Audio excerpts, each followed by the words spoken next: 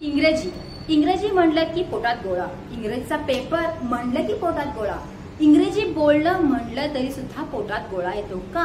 कारण इंग्रजी is equal to grammar हे आपल्या डोक्यामध्ये बसलेलं आहे. खरंच इंग्रजीसाठी व्याकरण गरजेचं आहे का? किंवा व्याकरणाशिवाय इंग्रजी येत नाही असं आहे का? तर म्हणलं तर हो, म्हणलं तर नाही. इंग्रजीचा बेस हा व्याकरण आहे असं आपण भारतामध्ये समजतो, पण बेसिकली इंग्रजी बोलण्यासाठी इंग्रजीच बोलावं लागतं, पण त्याला बेस हा ग्रामरचा लागतो.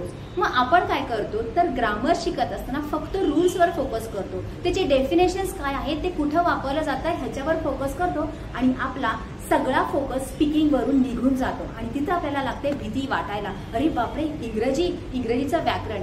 तर व्याकरण हे शिकणं गरजेचं आहे, पण त्याला सुद्धा काही गोष्टी महत्त्वाच्या, जसं की व्याकरण हे रूलनुसार न शिकता व्याकरणाचा वापर डे टू डे लाईफमध्ये कसं करू शकतो, मी आता बोलताना काय वापरलेलं आहे आणि काय वापरायला पाहिजे, ह्या जर छोट्या छोट्या गोष्टी तुम्हाला कळायला लागल्या तर इंग्रजी भीती ऑफकोर्स निघून जाणारच आहे.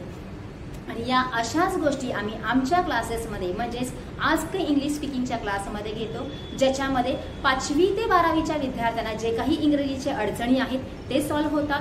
12वीच्या पुढच्या विद्यार्थ्यांना जिथं कॉम्पिटिटिव्ह एक्झाम देत असताना किंवा इंटरव्ह्यू देत असताना जे फेस करावं लागतं ते आम्ही काय करतो सॉल्व्ह करतो. आणि ऑफकोर्स जे काही जॉबला आहेत, ज्यांना प्रमोशन पाहिजे, जे बिझनेसमध्ये आहेत, ज्यांना काहीतरी पुढं एक्सपोर्ट इम्पोर्ट करायचं आहे किंवा त्यांचा व्यवसाय मोठा करायचा आहे, ह्या सगळ्या कॅटेगरीच्या लोकांसाठी महत्त्वाचं जे काही इंग्रजी आहे त्या सगळ्या गोष्टी आपण इथं आपल्या क्लासेसमध्ये घेतो. एखादी हाऊसवाईफ असेल तिला सुद्धा आपल्या मुलांचा अभ्यास घ्यायचा आहे, एखादा रिटायर पर्सन आहे ज्याची मुलं सुनं बाहेरच्या देशामध्ये आहेत आणि त्यांना बाहेर जायचं आहे, इंग्रजी सगळ्यांचा अडथळा आहे, इंग्रजी बोलणे सगळ्यांचं वीक पॉइंट आहे. मग का नाही सॉल्व्ह करायचं आपण? या आजच भेट द्या आस्क स्पोकन इंग्लिश अकॅडमीमध्ये.